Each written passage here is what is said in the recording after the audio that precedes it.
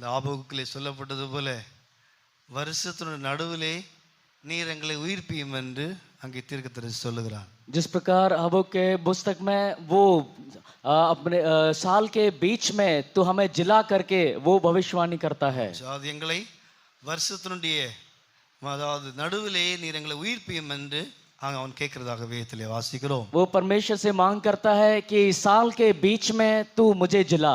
நாட்களில் கர்த்தர் நம்மளை எல்லாரையும் தேவன் உயிர்ப்பிக்க வேண்டும். ஆண்டோட வருகைக்காக நாம் இன்னும் முன்னேறி செல்கிறதற்கு தேவன் ஒவ்வொரு நாட்களில் தேவன் புதுப்பிக்க வேண்டும். इन दिनों में परमेश्वर के दिन के लिए हम सभी लोगों को परमेश्वर एक और बार जिलाना चाहिए. தேவன் ஆவியின் மூலமாக இன்னும் தேவனுடைய விசேஷமான கிருபை ஒவ்வொருக்கு தேவன் நாட்களில் தேவன் கட்டளையிட்டு அவருடைய வருகைக்காக ஆயத்தமாகும்படியாக ஒரு எழுப்புதலை ஒவ்வொரு இதயத்துக்குள்ளும் இந்த கடைசி நாட்களில் தேவன் கட்டளையிட வேண்டும். परमेश्वर एक वाचा बांध के इन दिनों में अपनी आत्मा के द्वारा अपने दिन के लिए हम लोगों को अपनी आत्मा भेजकर सभी को जिला के तैयार करना चाहिए. கடைசி நாட்களில் வந்திருக்கிறோம். அதாவது கர்த்தராகிய இயேசு கிறிஸ்து சொன்னது போல நோவாவின் காலத்தில் என்ன சம்பவிக்குமோ அது மனுஷகுமாரன் வரும் காலத்திலே சம்பவிக்கும் என்று எழுதப்பட்டிருக்கிறது. जिस प्रकार प्रभु यीशु मसीह ने कहा नूह के दिन में जिस प्रकार हुआ वैसे ही मनुष्य के पुत्र के दिन में वैसा ही होगा करके प्रभु ने कहा. ரெண்டு அடையாளம். ஒன்று அதாவது மனுஷகுமாரன் வரும் நாட்கள்ல லோத்து நாட்கள் எப்படி இருந்ததோ அப்படியே மனுஷகுமாரன் வரும் நாட்களே இருக்கும் என்று அடையாளம் சொல்லப்பட்டிருக்கிறது. पहला चिन्ह ये था कि लूत के दिन में जैसा हुआ वैसे ही मनुष्य का पुत्र जब आएगा उन दिनों में वैसा ही होगा. ரெண்டு விதங்களில் பார்க்கும்போது இந்த பூமியிலே இதே அனுபவங்கள் நம்ம கண்ணுக்கு முன்பாக நடக்குள்ளே காணப்படுகிறது. दो रीति से देखने पर ये सारे संभव हमारे आंखों के सामने ये सारी घटनाएं आजकल हो रही हैं. ஒன்று மனுஷனுக்கும் தேவ ஜனங்களுக்கும் அந்நிய ஜனங்களுக்கு எந்த வித்தியாசம் இல்லாதபடி நினிவே ஜனங்கள் எப்படியோ வலது கைக்கும் இடது கைக்கும் தெரியாதவர்களாக இருந்தார்களோ அதே நிலவரம்தான் இந்நாட்கள் அநேகருடைய ஜீவிதத்திலே காணப்படுகிறது. और जिस प्रकार आज के दिनों में परमेश्वर के लोग और अन्य जाति लोग इनके बीच में कोई भी अंतर नहीं है. जिस प्रकार निनवे के लोग उनको भी इस प्रकार जानकारी नहीं था वैसे ही इन दिनों में हो रहा है. நாம் ஒன்று விளங்கிக் கொள்ள வேண்டும். நாம் தேவன் ராஜ்யத்துக்குரியவர்கள், இந்த பூமிக்குரியவர்கள் அல்ல. தேவன் நம்மளை இரத்தத்தினால் விலைக்கு வாங்கி இருக்கிறார். தேவன் நம்மளை அவருடைய இரத்தத்தினால் விலைக்கு வாங்கினது மாத்திரமல்ல, வெளியேறப்பெற சபையிலே உபதேசத்திலே தேவன் நம்மளை கொண்டு நாட்டி வைத்திருக்கிறார் என்றால் தேவன் ஒரு பெரிய நோக்கத்தோடு தேவன் நம்முடைய ஜீவிதத்திலே கிரியை செய்து கொண்டிருக்கிறார் என்பதை அறிய வேண்டும். हम इस संसार के नहीं हैं. परमेश्वर ने अपने बहुमूल्य लहू के द्वारा हम सभी को मोल लिया है ताकि हम इस कलीसिया में बोए जाकर उस दिन में उसके राज्य में पाए जाने के लिए परमेश्वर ने हमें यहाँ रखा है. ஆனால் நம்முடைய ஜீவிதத்திலே அநேகருடைய ஜீவிதத்தை பார்க்கும்போது வேறுபாட்டின் எப்படி நோவாண்ட நாட்கள் இருந்ததோ அவர்கள் வேறுபாட்டின் ஜீவியம் இல்லாதவர்களாக அங்கே காணப்பட்டார்களோ அதே அனுபவம் நாட்களில் சபையிலே காணப்படுகிறது. जिस प्रकार नूह के दिनों में अलगाव का जीवन नहीं था वैसे ही आज के समय में संसार के लोगों में परमेश्वर के लोगों में कोई भी अंतर या अलगाव के बिना जीवन बिता रहे हैं. உலக ஜனங்கள் அதாவது அவர்கள் தெரியாதபடி ஆண்டவரை குறித்து அவர்களுக்கு தெரியாதபடி தேவனுடைய வசனங்களை குறித்து ஜீவ வசனங்களை குறித்து அறிவில்லாதபடியினால் அவர்கள் அப்படி செய்யக்கூட காணப்படுகிறார்கள். संसार के लोगों को जीवित परमेश्वर कौन है, जीवित वचन कौन है, जीवित उपदेश क्या है इसके बारे में जानकारी नहीं है, इसलिए अनजाने में वो सब करते हैं. ஆனால் நம்முடைய ஜனங்களுக்கு அப்படி அல்ல. தேவனை வெளிப்படுத்தி இருக்கிறார். ரட்சிப்பை தேவன் கொடுத்திருக்கிறார். அது மாத்திரமல்ல விலையேறப்பட்ட வசனங்கள் மூலமாக எது தவறு எது சரி என்கிற அந்த வெளிச்சத்தை கர்த்தர் நமக்கு தந்திருக்கிறார். இதெல்லாம் தந்தாலும் நம்முடைய ஜீவியத்திலே அநேகருடைய ஜீவியத்திலே வேறுபாட்டின் ஜீவியம் என்ன என்று தெரியாதபடி நாம் ஜீவிக்குள்ளே காணப்படுகிறோம். लेकिन हमारे साथ वैसा नहीं है. परमेश्वर ने हमें बड़ा उद्धार दिया है, परमेश्वर ने हमें वस्त्र दिया है, परमेश्वर ने हमें ज्योति दिया है कि हम बुराई को समझ सकें और ज्योति को समझें. और उसके बगैर भी कई लोग हमारे बीच में इस प्रकार जीवन बिता रहे हैं. வலது கைக்கும் இடது கைக்கும் தெரியாத அதே அனுபவம் अनेक जीवितले காணப்படுகிறது. दाएं हाथ को मालूम नहीं और जो बाएं हाथ करता है और बाएं हाथ जो करता है बाएं हाथ को नहीं मालूम. इस प्रकार का जीवन कईयों के जीवन में दिखाई देता है. வலது கைக்கும் இடது கைக்கும் என்ன சொல்கிறது? அதாவது அசுத்தத்திற்கும் பரிசுத்தத்திற்கும் வித்தியாசமே இல்லாத அனுபவம் निनिवेले காணப்பட்டிருந்தது. बाएं हाथ और दाएं हाथ बोलने पर जो अशुद्धता है वो उस दिनों में जो निनिवे में पाया गया. அம்சாது பரிசுத்தத்திற்கும் அசுத்தத்திற்கும் ஒரு வித்தியாசம் இல்லை. அப்படி என்றால் அது ஒரு விஷயமாகவே இல்லை. அன்றைக்கு நினிவே ஆனபடினால் தான் நினிவே அழிக்கும்படியாக தேவன் தீர்மானிக்குள்ளே காணப்பட்டிருந்தார். पवित्रताई और अशुद्धता में कोई भी अंतर नहीं था, इसलिए परमेश्वर ने उन दिनों में निनवे को विनाश करने का निश्चय किया था. அதே போல சோதோம் கொமோராவிலே கூட அதேதான். அவர்கள் மிகவும் மாம்சத்துக்கு உட்பவர்களாக, அதாவது மாம்சீக காரியங்களுக்கு மிகவும் அடிமைப்பட்டவர்களாக, தங்களை அசுத்தப்படுத்துவர்களாக இருந்தபடியினால் தேவன் வானத்தினுடைய அக்கினியினால் அழிக்குள்ளே காணப்பட்டிருந்தார். वैसे ही उन दिनों में सोदोम गोमोरा में भी वैसा ही था, जो कि शारीरिक अभिलाषा में इतने अधिक वो लीन हो गए थे, इसलिए परमेश्वर ने उन दिनों में उनको नाश किया. ஆனபடியினால் இந்த காலவேளை ஆண்டுடைய மனதை விளங்கி கொண்டு நாம் நம்மளை சரிப்படுத்திக் கொள்வோம் என்றால், எப்படி நோவாவுடைய குடும்பமும் அந்த பயங்கரமான வெள்ளத்திற்கு தப்பிக்கப்பட்டார்களோ, ஒரு பேழைக்குள்ளே வைத்து பாதுகாக்கப்பட்டார்களோ, அதே போல தேவனுடைய ஆலோசனையின்படி தேவனுடைய வார்த்தைக்கு பயந்து நம்முடைய ஜீவிப்போம் என்றால் பெரிய அழிவுக்கு தேவன் நம்மளை தப்பிக்குள்ளே காணப்படுவார். यदि परमेश्वर की सलाह को मानकर यदि हम अपने जीवन को सही करेंगे, तो नूह और उसका परिवार जिस प्रकार से बचाया गया, वैसे ही परमेश्वर हमको भी बड़े उपद्रव से परमेश्वर बचाएगा. அப்படி என்றால் தேவனுக்கு பயந்து தேவனுடைய கட்டளையின்படி தேவன் கொடுத்த அந்த அளவின்படி அவன் ஒரு பேழை செய்யக்குள்ளே காணப்பட்டிருந்தான். परमेश्वर ने नूह को जो हिसाब किताब दिया, उसी रूप में उसने अपने लिए एक बड़ा जहाज बना लिया. பேழை எல்லாம் கட்டி முடித்த பிற்பாடு தேவன் அதாவது சொன்னதுபடி அந்த மிருக ஜீவன்களும் பறவைகளும் எல்லாவற்றையும் பேழைக்குள்ளே வைத்து நோவாவுடைய குடும்பத்தையும் உள்ளே வைத்து அடைத்தார். அதற்கு பிற்பாடு வானத்தின் மதுகளும் பூமியின் ஊற்றுக்கண்களும் திறந்தது. பூமி முற்றிலுமாக ஒருமுறை அழிந்தது என்று மிகவும் தெளிவாய் சொல்லப்பட்டிருக்கிறது. और परमेश्वर ने नूह को जिस प्रकार बताया, वैसे ही उसने उसी लंबाई चौड़ाई ऊंचाई में जहाज को बनाया. जहाज को बना के तैयार करने के पश्चात हर एक प्रकार के जीव जंतु को उसमें रखा. उसके पश्चात अपने और खुद को और अपने परिवार को भी जहाज में रखा. और उसके पश्चात परमेश्वर ने आकाश और पृथ्वी सभी के झरों को खोल के सारे पानी से परमेश्वर ने जगत को विनाश किया. அழிவன் சொல்கிறது நம்முடைய சிந்தைக்கு உட்பட்டதல்ல. நாம் விளங்கிக் கொள்ள வேண்டும், வானத்தின் மதுகள் பூமியின் ஊற்றுக்கண்கள் அப்படி என்று அங்கே சொல்லப்பட்டிருக்கிறது என்றால், அழிவன் சொல்கிறது சிந்தைக்கு அப்பாற்பட்டது என்பதை நாம் விளங்கிக் கொள்ள வேண்டும். बाढ़ कहने पर परमेश्वर ने आकाश की जो दीवार है उसको खोलकर और भूमि के सारे झरों को खोलकर वहां पर पानी बहाया. वो बाढ़ कहने पर कोई साधारण बाढ़ नहीं था, वो बहाव कहने पर बहुत ही बड़ा भयंकर बहाव था. அப்படி என்றால் மனுஷனால் அந்த எந்த விதத்திலும் அந்த அழிவுக்கு தப்பிக்க முடியாத விதத்திலே ஒரு முறை இந்த பூமியை தேவன் அழித்தார் என்று வேதம் தெளிவாக எச்சரித்திருக்கிறது.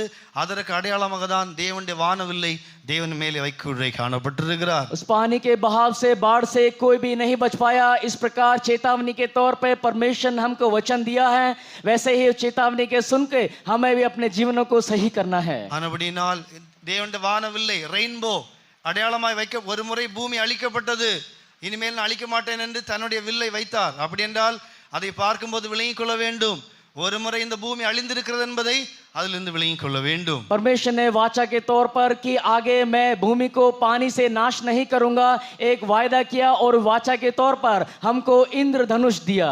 தனுஷ் அதை பார்க்கும்போது பூமி ஒரு முறை அழிக்கப்பட்டது, மிருக ஜீவன்கள் மனுஷர்கள் எல்லாம் ஒரு முறை அழிக்கப்படலன்னு சொல்லி அது நமக்கு எச்சரிக்கைக்குள்ளே காணப்படுகிறது. इंद्रधनुष देखने पर हमें याद होना चाहिए कि परमेश्वर ने एक बार भूमि, सारे जीव जंतु, सारे लोगों को एक बार प्रभु ने नाश किया है करके वो बात हमको याद आनी चाहिए. இந்த காலவேளை ஆண்டவருக்கு முன்பாக வரப்போர் அழிவை குறித்துள்ள ஒரு அறிவு, எல்லாவற்றில் வருகை குறித்துள்ள அறிவு நம்முடைய ஜீவியத்திலே நமக்குள்ளே உண்டாக்கி கொள்ள வேண்டும். उसके आगमन का जो गुप्त आगमन है और रहस्यमय आगमन है, उसके बारे में एक समझ हम सभी को होना चाहिए. நம்முடைய ஜீவியத்திலே தேவ ஜனங்கள் வேறுபாட்டின் ஜீவனுள்ளாக முதலாவது மாறக்குள்ளே காணப்பட வேண்டும். सबसे पहले परमेश्वर के लोग एक अलगाव जीवन बिताने वाले होना चाहिए. அப்ப அன்றைக்கு அதாவது நோவாவுடைய கால் நடந்தது, ஜனங்கள் வேறுபாடு. நீங்கள் ஜெனசிஸ் சாப்டர் 6 சொல்லப்பட்டிருக்கிறது, அவர்கள் தங்களுடைய வழிகளை கெடுத்தார்கள்,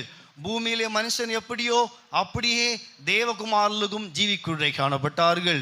और वहां पर हम देख सकते हैं उत्पत्ति 6वें अध्याय में, और वहां पर यहोवा पृथ्वी पर मनुष्य को बनाने से पछताया क्योंकि उनमें और लोगों में कोई भी अंतर नहीं दिखाई दिया. நீங்கள் ஜெனசிஸ் சாப்டர் 6:4-5 வாசிக்கும் போது மனுஷனுக்கு எந்த வித்தியாசம் இல்லை.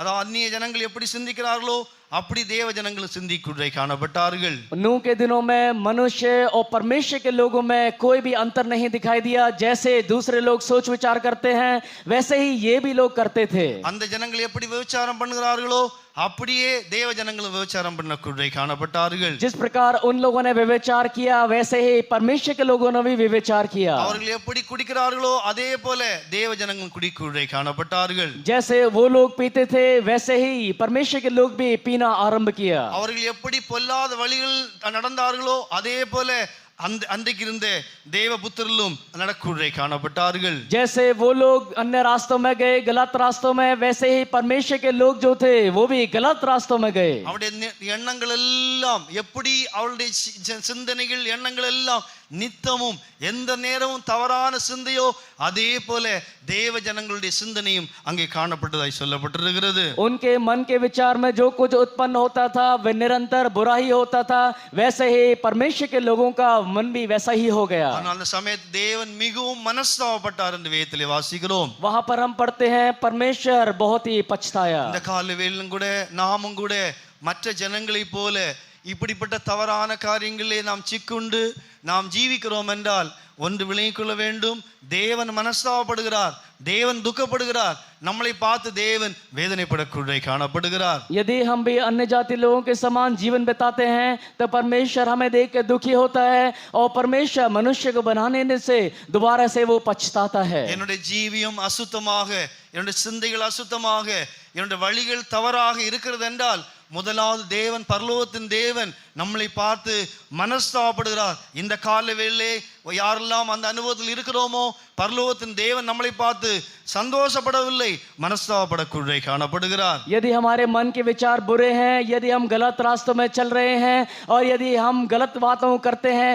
तो परमेश्वर जिसने हमें बनाया, स्वर्ग का परमेश्वर, वो हमें देख के खुश नहीं होता बल्कि हमें बनाने से वो बहुत ही ज्यादा दुखी होता है और पछताता है. அவருடைய இதயம் மிகவும் அதாவது விசனமடையக்குள்ளே காணப்படுகிறது. उसका हृदय बहुत ही अधिक पछताता है. நமக்குள்ளே பாவம் பெருகும் போது, அக்கிரமம் பெருகும் போது யாருக்கு வேதனை என்றால் தேவனுக்கு தான் அதிக வேதனை நாம் கொடுக்குள்ளே காணப்படுகிறோம். जब हमारे अंदर पाप बढ़ता है, जब हमारे अंदर अधर्म बढ़ता है तो हम किसको खेदित करते हैं? हम परमेश्वर को दुखी करते हैं. தேவனுக்கு நாம் துக்கப்படுத்துவோம் என்றால் நாம் எந்த ராஜ்யத்திற்காக ஆயத்தமாகக்குள்ளே காணப்படுவோம்? यदि हम परमेश्वर को ही दुखी करते हैं तो हम किस राज्य के लिए तैयार हो रहे हैं? இந்த காலவேளையிலே நாம் ஆண்டவரை துக்கப்படுத்துவோம், ஆண்டவரை வேதனைப்படுத்துவோம், ஆண்டவரை திரும்பவும் சிலுவையில் அறைந்து கொண்டிருப்போம் என்றால் இன்றைக்கே நாம் விடுவோம், அந்த அனுபவத்திலிருந்து வெளியே வர பிரயாசப்படுவோமாக. यदि हम परमेश्वर को खेदित करते हैं, यदि हम परमेश्वर को दुख पहुंचाते हैं तो परमेश्वर को दोबारा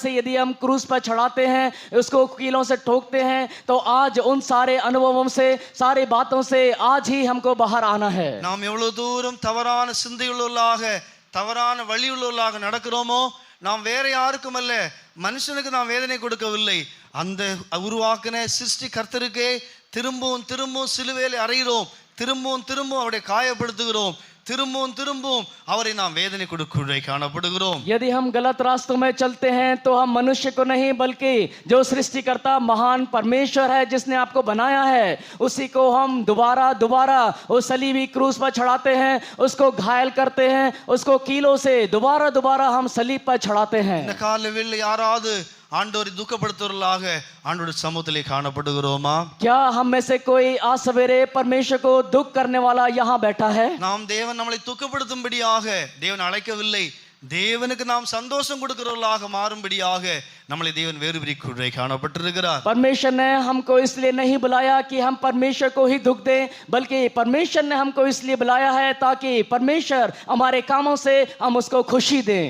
தேவனுடைய சந்தோஷமே நாம் நல்ல ஜீவியம் செய்யும் போது தேவன் செப்பனியாவிலே சொல்லப்பட்டிருக்கிறது, தேவன் கம்பீரித்து பாடுகிறார், நம்மேல் சந்தோஷமா இருக்கிறார், நம்மளை நினைத்து நினைத்து அவர் பாடுகிறார் என்று வேதம் சொல்லுகிறது. यदि हम परमेश्वर को खुश करते हैं तो वहां पर जिस प्रकार से परिणाम हम देखते हैं, परमेश्वर हमारे खुश होने से, हमारे बातों से परमेश्वर को खुशी होती है और वो गंभीर स्वर में गाता है करके। பாருங்க, யார் யார் பாடுகிறார்கள்?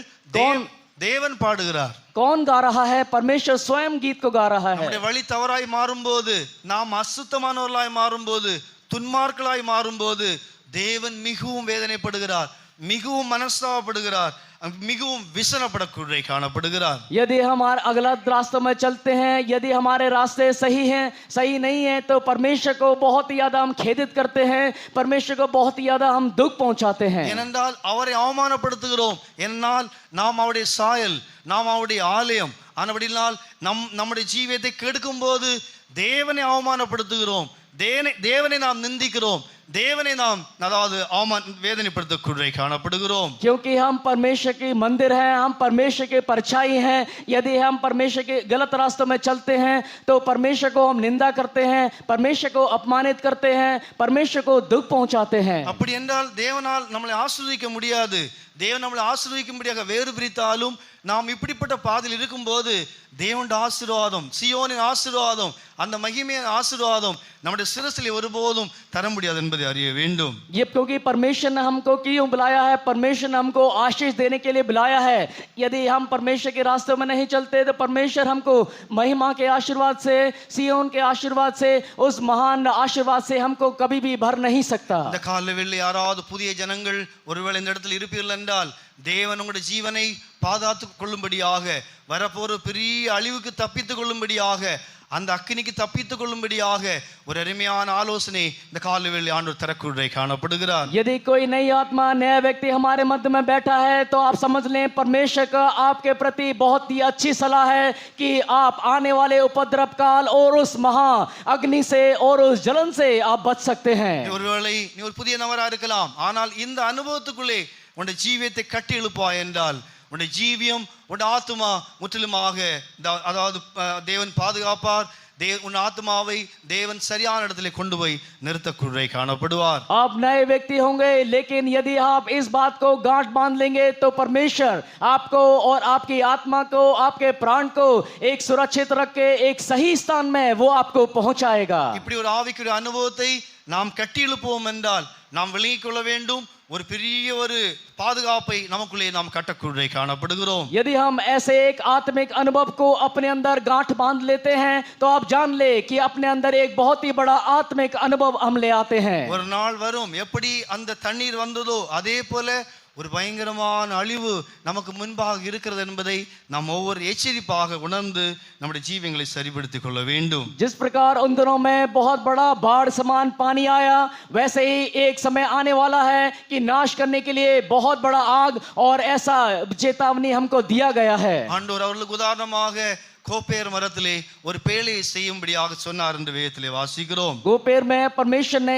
एक काम करने के लिए वहां उनको सलाह दिया। நீங்கள் ஜெனசிஸ் சாப்டர் 6 12-13 வாசிக்கும் போது அங்க அழகான சத்தியத்தை சொல்லப்பட்டிருக்கிறது. यदि हम उत्पत्ति 6वां अध्याय उसका 12 वचन पढ़ेंगे तो वहां पर हम देख सकते हैं एक बहुत ही अच्छा सच्चाई के विषय में बताया गया है। எதுக்கென்றால் பூமி சீர்கெட்டதாக தேவனுக்கு முன்பாக தேவன் பூமியை பார்த்தார், இதோ பூமி சீர்கெட்டதா இருந்தது, மாம்சமான யாவரும் தேவன் மேல் அதாவது பூமியின் மேல் தங்களை வழிகளை கெடுத்து கொண்டார்கள் என்று அங்கே எழுதப்பட்டிருக்கிறது. वहां पर हम पढ़ते हैं और परमेश्वर ने पृथ्वी पर जो दृष्टि की तो क्या देखा कि वह बिगड़ी हुई है, क्योंकि सब प्राणियों ने पृथ्वी पर अपना अपना चाल चलन बिगाड़ लिया था। எல்லாத்தையும் கெடுத்தார்கள். ஆனபடினால் ஒரு குடும்பத்திற்கு இல்லாவிட்டால் நோவாவுக்கோ தேவனுடைய கண்களிலே கிருபை கிடைத்தபடியினால் நோவாவுக்கு எப்படியாவது தப்பிக்க வேண்டும். ஆனபடியினால் தப்பிக்கும்படியான ஒரு ஆலோசனை அங்கு தேவன் கொடுக்க காணப்படுகிறார். लेकिन परमेश्वर ने नूह के ऊपर दया दिखाया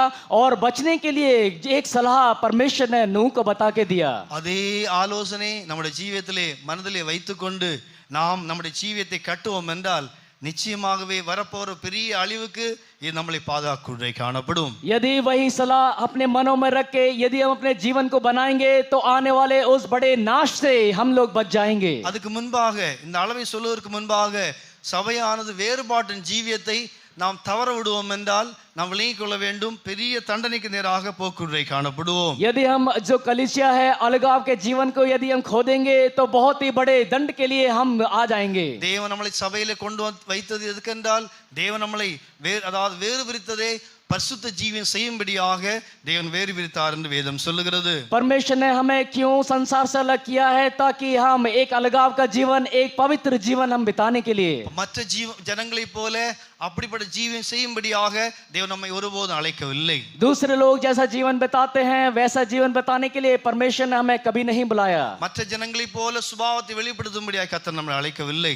दूसरे लोग जैसे अपने स्वभाव को जाहिर करते हैं वैसे हमें अपने स्वभाव को दिखाने के लिए परमेश्वर ने नहीं बुलाया. நாம் நம்முடைய சபையிலே தேவன் நம்மளை கொண்டு வைத்திருக்கிறார் என்றால், அது ஒரு பிரமாணம் கொடுக்கப்பட்டிருக்கிறது என்றால் அதன்படி நம்முடைய ஜீவியத்தை மாற்றிக் கொள்ள வேண்டும். परमेश्वर ने हमें अपनी कलीसिया में रखा है, हमको प्रमाण दिया है ताकि हम उसके अनुसार अपने जीवन को बदल दें. நீங்கள் லெவிட்டிக்கல் சாப்டர் 20 26 இருந்து 24 26 வரை வாசிக்கும்போது அங்கே சொல்லப்பட்டிருக்கிறது, மற்ற ஜனங்களிலிருந்து நான் உங்களை வேறு பிரித்தேன் என்றால் பரிசுத்த ஜீவியம் செய்யும்படியாக வேறு பிரித்தேன் என்று ஆண்டவர் சொல்லக்கூடிய காணப்படுகிறார். यदि लेवी व्यवस्था 20वां अध्याय 24 से वचन से लेके आगे हम पढ़ेंगे तो वहां पर हम जान सकते हैं, वहां पर परमेश्वर बोलता है मैंने तुम्हें क्यों अलग किया है, ताकि दूसरे लोगों के समान नहीं लेकिन एक पवित्र जीवन बिताने के लिए मैंने तुम्हें अलग किया है. என்றால் பரிசுத்த ஜீவியம் செய்யும்படியாக வேறுபாட்டின் ஜீவியம் மிகவும் அவசியம் என்பதை விளங்கிக் கொள்ள வேண்டும். पवित्र जीवन बिताने के लिए अलगाव का जीवन बिताना बहुत ही ज्यादा आवश्यक है. நாம் பரிசுத்த ஜீவியம் இல்லை என்றால் தேவனை சந்திக்க முடியாது, தேவனுக்கு முன்பாக நிற்க முடியாது, தேவனை யாரென்றே அறியாதபடி நம்முடைய ஜீவியம் முடிந்து போக்குள்ளே காணப்படும். यदि हम पवित्र जीवन नहीं बताएंगे तो परमेश्वर के सामने हम खड़े होने के योग्य नहीं बनेंगे, हम परमेश्वर को देख भी नहीं पाएंगे, हम समझ भी नहीं पाएंगे कि परमेश्वर कौन है. தேவன் யாரென்றே அறிய முடியாது. நம்முடைய ஜீவியத்திலே தூய்மை இல்லை என்றால் தேவன் யாரென்றே நம்முடைய ஆவியிலே அறிய முடியாது என்பதை அறிய வேண்டும். यदि हमारे जीवन में पवित्रता ही नहीं है तो परमेश्वर कौन है करके हम अपनी आत्मा में कभी भी नहीं समझ पाएंगे. நம்முடைய வேறுபாட்டின் ஜீவியம் செய்யும்போது அதிலிருந்து விளங்கிக் கொள்ள வேண்டும், நம்முடைய தேவனை அறிகிறதற்கு, நம்முடைய தேவனை இன்னும் அனுபவிப்பதற்கு அது ஒரு வழி என்பதை விளங்கிக் கொள்வோமாக. अलगाव जीवन हम क्यों बिताते हैं? ताकि हम परमेश्वर कौन है उसे समझ पाएं और उसके अनुसार उसको समझ के एक अलग जीवन बिता पाएं. அப்படி என்றால் வேறுபாட்டின் ஜீவியம் அது ஒரு ஒளியான ஜீவியம் என்று கொரிந்தியரில் எழுதப்பட்டிருக்கிறது. और कुरिन्थियों में जिस प्रकार लिखा गया है जो अलगाव का जीवन है वो बहुत ही खास जीवन है. மிஸ்டாவது நீங்கள் 2 கொரிந்தியன் சாப்டர் 6 14 இருந்து நீங்க 14 வாசிக்கும் போது, அதாவது இருளுக்கும் ஒளிக்கும், ஒளிக்கும் இருளுக்கும் அதாவது வித்தியாசம் படிங்களேன். आइए दूसरा कुरिन्थियों 6वां अध्याय उसका 14 वचन पढ़ेंगे. अविश्वासियों के साथ आसमान जुए में ना जुतो, क्योंकि धार्मिकता और अधर्म का क्या मेलजोल, या ज्योति और अंधकार की क्या संगति. பாருங்க, வெளிச்சத்திற்கும் இருளுக்கும் வித்தியாசம் உண்டு என்று எழுதப்பட்டிருக்கிறது. वहां पर हम पढ़ते हैं ज्योति और अंधकार में क्या संगति, उनमें एक अलगाव है करके बताया गया है. அவ்வளவு பெரிய சாலோமோன் தன்னுடைய ஜீவியம் நஷ்டப்பட காரணமே வேறுபாட்டின் ஜீவியத்தை நஷ்டமாக்குவதை காணப்பட்டான். इतना बड़ा सुलेमान अपने जीवन को नष्ट किया, उसका मुख्य कारण अलगाव जीवन को उसने नष्ट किया. நீங்கள் நெகேமியா சாப்டர் 13 26 வாசிக்கும் போது எச்சரிப்பாக, மிகவும் எச்சரிப்பாக எழுதப்பட்டிருக்கிறது, அந்த சாலோமோன் அங்கே அதாவது அவன் வேறுபாட்டின் ஜீவியம் நஷ்டப்பட்டபடியினால் தன்னுடைய ஜீவியத்தை இழந்து போனான், நாசமலையிலே போய் தன்னுடைய மோட்டத்தை முடிக்குள்ளே காணப்பட்டிருந்தான். यदि हम नेहमिया उसके 13 अध्याय 26 वचन में पढ़ेंगे तो वहां पर चेतावनी के तौर पे साफ रीति से बताया गया है, सुलेमान ने अलगाव के जीवन को नष्ट कर दिया, इसलिए उस पहाड़ में जाकर अपने जीवन को उसने नष्ट कर दिया. எல்லா ஞானம் அவனுடைய கிடைத்த ஞானம் போனது, அவனுக்கு கிடைத்த வெளிப்படுத்தல் போனது, அவன் கட்டின எல்லா காரியங்களும் ஒன்றுமில்லாமல் போக்குள்ளே காணப்பட்டது. उसका सारा ज्ञान व्यर्थ हो गया, उसने जो भी बनाया सब कुछ उसके द्वारा जो बनाया गया सब कुछ व्यर्थ गया. நாம் நம்முடைய ஜீவியத்திலே வேறுபாட்டின் ஜீவியத்தை இழந்து அந்நிய காரியங்களிலே அடிமைப்பட்டு போவோம் என்றால் நம்முடைய கடைசியிலே நாம் ஆண்டவருக்காக ஜீவித்தது எல்லாம் வீணாய் போக்குள்ளே காணப்படும். यदि हम अलगाव के जीवन को ना बिताते हुए यदि हम परमेश्वर से दूर होकर जीवन बिताते हैं तो सब कुछ परमेश्वर के लिए जो हमने किया है सब कुछ नष्ट हो जाता है. ஆனபடியால் சாலோமோன் நமக்கு எச்சரிப்பாக சொல்லப்பட்டிருக்கிறது என்றால் இதிலிருந்து விளங்கிக் கொள்ள வேண்டும், வேறுபாட்டின் ஜீவியம் நம்முடைய ஜீவியத்திற்கு முக்கியமானது. அதை இழந்து போகும்போது ஆவிக்குரிய அனுபவங்கள் இழந்து போக்குறை காணப்படும். यदि चेतावनी के तौर पे सालोमोन को परमेश्वर बताता है, सुलेमान के विषय में यदि परमेश्वर हमें चेतावनी देता है, तो इसके मतलब ये है कि अलगाव का जीवन कितना अधिक मुख्यता रखता है. படிங்களேன், ஜெரேமியா chapter 13:26 படிங்களேன். आइए नेहमिया 13 अध्याय उसका 26वां वचन पढ़ेंगे. क्या इज़राइल का राजा सुलेमान इसी प्रकार के पाप में ना फंसा था? बहुतेरी जातियों में उसके तुल्य कोई राजा नहीं हुआ, और वह अपने परमेश्वर का प्रिय भी था, और परमेश्वर ने उसे सारे इज़राइल के ऊपर राजा नियुक्त किया, परंतु उसको भी अन्य जाति स्त्रियों ने पाप में फंसाया. பாருங்க, வேறுபாட்டின் ஜீவியத்தை இழந்தபடியினால் அவ்வளவு தூரம் தேவனுக்காய் கிரியை செய்தவன். அப்படி என்றால் வேறுபாட்டின் ஜீவியம் எவ்வளவு முக்கியம் என்பதை அங்கே அவர் உணர்த்தும்படியாக தான் நெகேமியாவுடைய நாட்களிலே இந்த வசனத்தை சொல்லி சாலோமோனை அவர் எச்சரிப்பாக வைக்க காணப்பட்டிருக்கிறார்கள். क्योंकि उसने अलगाव को जीवन को नष्ट किया, लेकिन परमेश्वर के लिए इतने सारे महान कार्य उसने किए, लेकिन यहाँ पर नेहमिया में साफ रीति से एक चेतावनी के तौर पर परमेश्वर हमें सुलेमान के जरिए अलगाव के जीवन को बताता है. கிங் ஆகாசை குறித்து நான் அதாவது இந்த வார்த்தையை சொல்லி நான் சுருக்கிக்கொள்கிறேன். அதாவது கிங் ஆகாசை குறித்து சொல்லப்பட்டிருக்கிறது. நீங்கள் 2 Chronicle chapter 28 ஒன்றிலே வாசிக்கும் போது அங்கே அவனை தேவன் அந்த சீரியருடைய கையிலே ஒப்பு கொடுக்க முக்கிய காரணமே அவன் தவறான உறவை காணப்பட்டிருந்தான். यदि हम राजा आहाज के बारे में समझे, तो वहां पर उसको अन्य जो राजा के हाथ में परमेश्वर ने इसलिए दे दिया क्योंकि उसने अपना चाल चलन ठीक नहीं रखा. அவனுடைய ஐக்கியம் தவறான இடத்திலே வைக்குறை காணப்பட்டிருந்தான். क्योंकि उसका संगति उसने गलत जगह में रखा. தேவன் நம்மளை கைவிட்டா எங்கே போக்குறை காணப்படும்? यदि परमेश्वर ही हमें हाथ छोड़ देगा तो हम लोग कहां जाएंगे? அப்படினால் அப்படிப்பட்ட காரியங்கள் வரக்கூடாது என்பதற்காக தான் எச்சரிப்பாக வேறுபாட்டின் ஜீவியம் முக்கியம், நாம் ஆண்டோட ராஜ்யத்துக்குரியவர்கள் ஆனபடியினால் நம்முடைய ஜீவியத்தை சரிபடுத்திக் கொள்ள வேண்டும் என்று இந்த வசனத்துக்கு முன்பாக நாம் சரிபடுத்திக் கொள்ள வேண்டும். इसलिए परमेश्वर के वचन के आगे अलगाव का जीवन कितना अधिक मुख्यता रखता है, क्योंकि हमें परमेश्वर के सम्मुख में जाना है, परमेश्वर के राज्य में प्रवेश करना है, तो हमारे जीवन में अलगाव का जीवन कितना अधिक मुख्यता रखता है. கர்த்தராகிய இயேசு கிறிஸ்து கூட பூமியில் இருக்கும்போது இந்த ஜீவியத்தை குறித்து ஜான்லே சொல்லும்போது மிகவும் முக்கியத்துவம் கொடுத்து சொல்லக்கூடிய காணப்படுகிறார். प्रभु यीशु मसीह संसार में रहते समय यूहन्ना में इस वचन के विषय में बहुत ही अधिक मुख्यता देते हुए कहा, நான் உலகத்தான் அல்லாதது போல.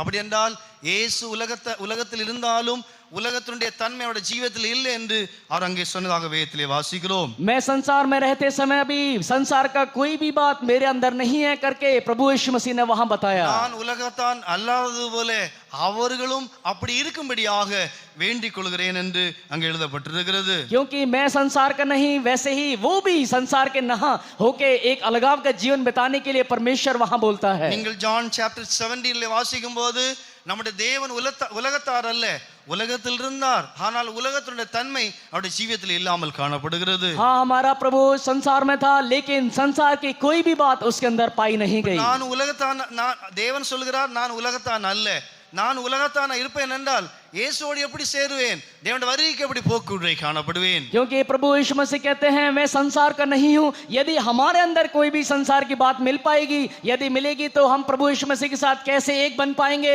कैसे उसके राज्य में हम प्रवेश कर पाएंगे? அவருடைய அர்த்தம் என்னவென்றால் நான் அவருடைய வழியிலே இல்லை, அவருடைய வழியை நான் பின்பற்றவில்லை, அவருடைய சத்தியத்தை நான் பின்பற்றவில்லை என்றுதான் அர்த்தமாய் காணப்படுகிறது. उसका अर्थ ये हुआ कि मैं उसके रास्ते में उसके पीछे पीछे नहीं चल रहा हूं, यही उसका अर्थ है. அவருடைய வழியிலே நான் ஜீவிக்கவில்லை, அதான் அவருடைய அடையாளமாய் காணப்படுகிறது. मैं उसके रास्ते में उसके अनुसार जीवन नहीं बिता रहा हूं, यही उसका चिन्ह है. அவர் நானே வழி என்று சொன்னார் என்றால் அங்கே நீங்கள் ஜான் chapter 17 நீங்கள் 16 வாசிக்கும் போது நான் உலகத்தான் அல்லாதது போல நீங்களும், அப்படி என்றால் இவர்களும் அப்படி இருக்கும்படியாக நான் வேண்டிக் கொள்கிறேன் என்று எழுதப்பட்டிருக்கிறது. यूहन्ना 17 उसका 16 वचन में जैसे मैं संसार का नहीं, वैसे ही वे भी संसार के नहीं.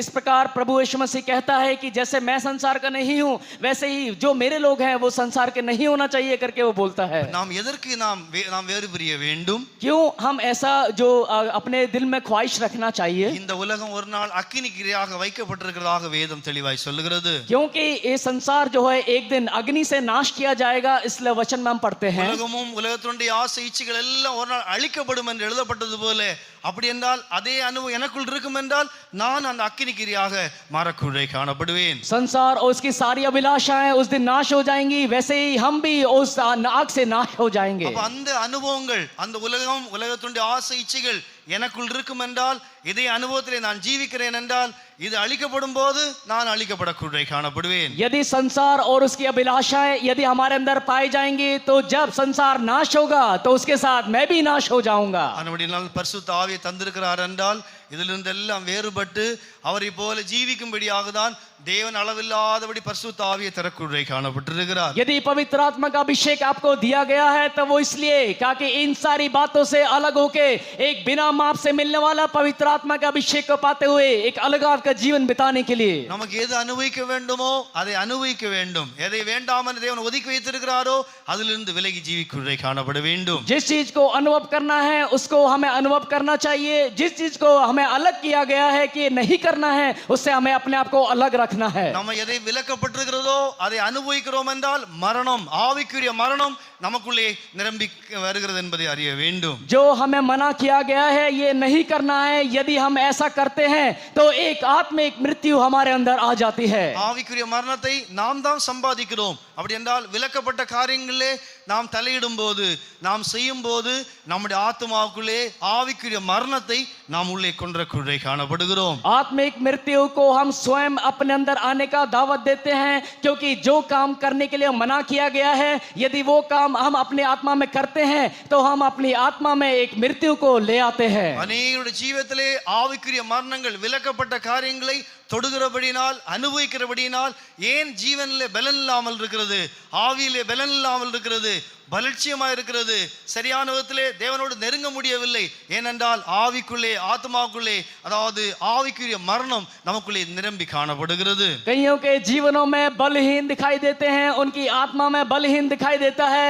उसका कारण ये है कि परमेश्वर ने जिन बातों को मना किया है कि नहीं करना है, उन बातों को वो अनुभव करते हैं और उन बातों में वो लिप्त हो जाते हैं. முதலாவது விளங்கிக் கொள்ள வேண்டும், எதிலெல்லாம் மரணம் இருக்கிறது, ஆவிக்குரிய மரணம் எதிலெல்லாம் இருக்கிறது என்பதை தேவ ஜனங்களுக்கு ஒரு அறிவு வேண்டும். அப்படி என்றால் நாம் அதை அனுபவிக்காமல் தூரம் இருப்போம் என்றால் அந்த மரணத்துக்கு நாம் நம்மளை தப்பிக்குள்ளே காணப்படலாம். किन किन बातों को करने से मृत्यु आएगा, यदि परमेश्वर के लोग इसको समझ लेंगे तो उन बातों से बचकर अपने आत्मा को हम बचा सकते हैं. நாம் விலக்கப்பட்ட காரியங்கள், நமக்காக தேவ ஜனங்களுக்கு என்று ஒரு தேவன் வழி வைத்திருக்கிறார்.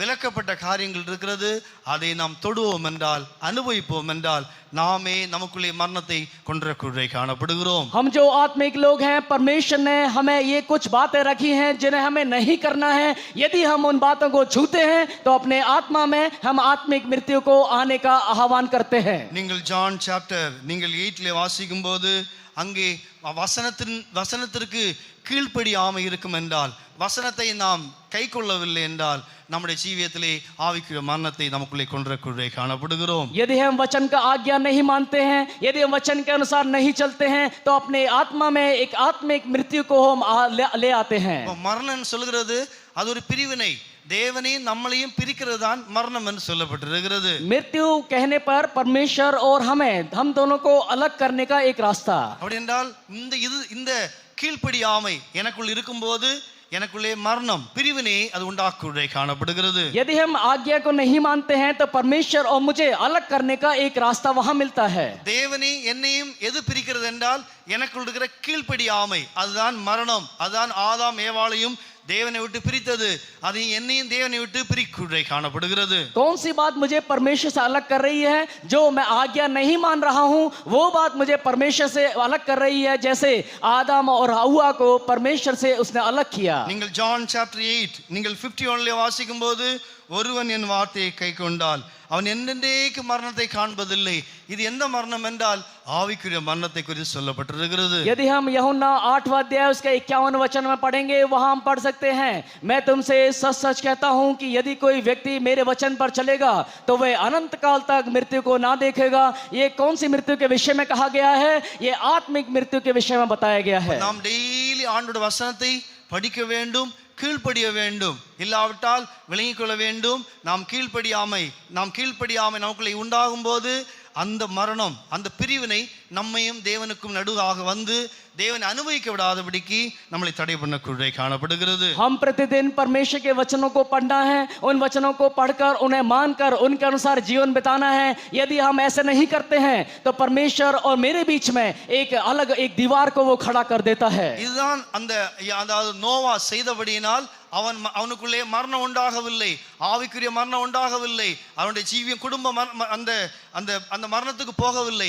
அவர்கள் தப்பித்தார்கள். அவர்கள் அந்த பேழை அந்த தண்ணீரிலிருந்து அவர்கள் பாதுகாக்கப்படக்கூடிய காணப்பட்டார்கள். इसी रीति से नूह ने उन दिनों में किया, इसलिए वो और उसका परिवार उस बड़े विनाश से उस जहाज के अंदर चढ़कर बच पाया.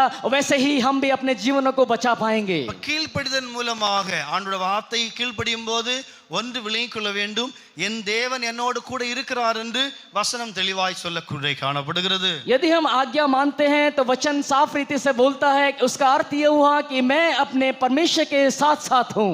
என்னுடைய தேவன் என்னோடு கூட காணப்படுகிறார். मेरा परमेश्वर मेरे साथ दिखाई दे रहा है. என்னுடைய தேவனுடைய சமூகம் என்னோடு கூட காணப்படுகிறது. परमेश्वर का सम्मुख मेरे साथ दिखाई देता है. தேவனுடைய தூதர்கள் என்னோடு கூட காணப்படுகிறார்கள். परमेश्वर के दूत लोग मेरे साथ दिखाई देते हैं. நாம் தேவனுடைய வார்த்தையை நாம் அதாவது கனப்படுத்தாமல் கீழ்ப்படியாமல் இருக்கும்போது தேவன் என்னை விட்டு தூரம் போக்குடைய காணப்படுகிறார். यदि हम परमेश्वर के वचनों को आदर नहीं देते हैं, उनको नहीं मानते हैं, तो इसका अर्थ ये हुआ कि परमेश्वर मुझसे अलग हो जाएगा. அதான் பிரிவினை. அதான் ஃபர்ஸ்ட் ஜான்ல சொல்லப்பட்டிருக்கிறது, நான் அவருடைய வார்த்தையை கைக்கொள்ளும் போது அவர் என்னிலே நிலைத்திருக்கிறார் என்று இதன் மூலமாக நாம் அறிகிறோம் என்று ஃபர்ஸ்ட் ஜான்ல சொல்லப்பட்டிருக்கிறது. पहला यूहन्ना में हम पढ़ते हैं, वहां पर वो कहता है कि मैं अपने परमेश्वर की वचनों को पढ़ता हूं और उनको मानता हूं. इससे ये साबित होता है कि मैं परमेश्वर की आज्ञा के अधीन हूं.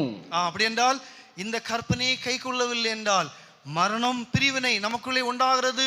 கைக்கொள்ளும் போது என் இயேசுவை நான் சம்பாதிக்கிறேன், என் இயேசுவோடு நான் பிரயாணம் செய்கிறேன், என் இயேசுடைய சமூகம் என்னோடு கூட காணப்படும், என்னோடு சேர்ந்து வரக்கூடிய காணப்படும். यदि हम इस प्रमाण को मान लेते हैं तो इसका यह अर्थ ही हुआ कि मैं परमेश्वर के प्रभु यीशु मसीह के साथ साथ चल रहा हूं.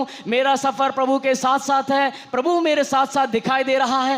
इसका खास अर्थ यही है. இதிலிருந்து நாம் விளங்கிக் கொள்ள வேண்டும், தேவ அன்பு இதன் மூலமாக நமக்குள்ளே அபூர்ணப்படுகிறது, நமக்குள்ளே நாளுக்கு நாள் வளரக்கூடிய காணப்படுகிறது. इसके जरिए हमें जान लेना होगा कि परमेश्वर का प्रेम दिन प्रतिदिन हमारे अंदर पूर्ण होता है, वो भरपूरी के साथ पूरा होता है. ஏன் அநேகருடைய ஜீவிதத்திலே அன்பிலே வளர முடியவில்லை? क्यों कईयों के जीवन में वो परमेश्वर के प्रेम में नहीं बढ़ पा रहे? ஆதியிலே அன்பு இருக்கிறது, போக போக அன்பு குறைந்து போகக்கூடிய காணப்படுகிறது. पहले दिनों में बहुत ज्यादा प्रेम था, लेकिन आगे जाते जाते उनका प्रेम घटता जाता है. இங்கே வசனம் சொல்கிறது, ஃபர்ஸ்ட் ஜான் சாப்டர் 2 எழுதப்பட்டிருக்கிறது, அன்பு பூர்ணப்படுகிறது, அன்பு வளர்கிறது என்றால் நாம் கீழ்ப்படியும் போது வசனத்தை கை கொள்ளும் போது அன்பு குறையாது, அது பூர்ணப்படுகிறது, கூடுகிறது, நாளுக்கு நாள் நமக்குள்ளே वलरக்கூடிய காணப்படுகிறது. यदि हम वचनों को मानते हैं जिस प्रकार यहाँ पर लिखा हुआ है कि वचन के मानने के द्वारा वो प्रेम जो है मेरे अंदर पूर्ण होता है, वो दिन प्रतिदिन बढ़ता ही जाता है. குறையாது. அப்படி என்றால் நாளுக்கு நாள் தேவ அன்பு நமக்குள்ளே பெருகிறது. எப்படி அவன் பேழையை கட்டினானோ அதே போல நமக்குள்ளே அன்பு என்கிற பேழை நமக்குள்ளே உண்டாக்குடைய காணப்படுகிறது. और प्रेम दिन प्रतिदिन घटता नहीं है, लेकिन वो बढ़ता ही जाता है. जैसे कि नूह ने जहाज को धीरे से शुरू करके उस जहाज को पूरा बनाया, वैसे ही हमारे अंदर भी प्रेम का जहाज धीरे से बनकर वो पूरा होता जाता है. அவன் எழுத்தின் பிரகாரமான ஒரு பேழையை கட்டினான். நாம் தேவனுடைய அந்த அன்பு என்கிற அந்த அனுபவத்துக்குள்ளே நாம் முற்றிலுமாக மூடப்படக்கூடிய காணப்படுகிறோம். उसको जैसे वचन मिला, वचन के अनुसार उसने जहाज को बनाया, लेकिन हम जो परमेश्वर का प्रेम रूपी जहाज को अपने अंदर निर्माण करते हैं. மூன்று அனுபவங்களிலே நாம் இந்த ஒரு வசனத்தை கீழ்ப்படியும் போது மூன்று அனுபவங்களிலே நாம் முற்றிலுமாய் மூடப்படக்கூடிய காணப்படுகிறோம். यदि हम वचन के अधीन हो जाते हैं तो हम तीन बातों में पूर्णता पाते हैं. ஒன்று தேவனுடைய அன்பிலே முற்றிலுமாக ஒரு பேழையை போல மூடப்படுகிறோம். एक पहले परमेश्वर के प्रेम में उसके जहाज के जरिए जहाज के रूप में एक उसके चारों ओर छाए जाते हैं. இரண்டாவது தேவனுடைய அந்த செட்டை முற்றிலுமாய் நம்மளை மூடக்கூடிய காணப்படுகிறது. दूसरा परमेश्वर के छाया में हम आ जाते हैं. மூன்றாவது தேவனுடைய கிருபை நம்மளை முற்றிலுமாய் மூடக்கூடிய காணப்படுகிறது. तीसरा परमेश्वर का अनुग्रह हमें पूरी रूप से ढांप लेता है. தேவனுடைய வல்லமை முற்றிலுமாய் மூடுகிறது. இதை நாம் ஒன்று விடும்போது இதெல்லாவற்றையும் இழந்து போகக்கூடிய காணப்படும். परमेश्वर का सामर्थ्य हमें ढांप लेता है. यदि हम एक काम को छोड़ देंगे तो ये सारी बातें हमसे दूर हो जाएंगे. அவன் கீழ்ப்படிந்தான். அப்படி என்றால் நோவா கீழ்ப்படிந்தான், அந்த அளவின்படி அங்கே கட்டி எழுப்பக்கூடிய காணப்படுகிறான். नूह ने उन दिनों में आज्ञा माना, इसलिए उस हिसाब किताब जैसे परमेश्वर ने दिया था उसके अनुसार वो जहाज को बना पाया. ஒரு பேழை கட்ட வேண்டுமானால் கீழ்ப்படிதல் அவசியம் என்கிற சத்தியம்தான் அங்கே தெளிவாய் சொல்லப்பட்டிருக்கிறது. यदि जहाज को बनाना है तो आज्ञा मानना ही होगा. इस सच्चाई के विषय में परमेश्वर वहां बताता है. நீங்கள் ஃபர்ஸ்ட் ஜான் சாப்டர் 2 நீங்கள் 5-6 வாசிக்கும் போது ஆனபடினால் நாம் ஒவ்வொருவரும் இதுக்குள்ளே தான் எல்லாம் அடங்கி இருக்கிறது.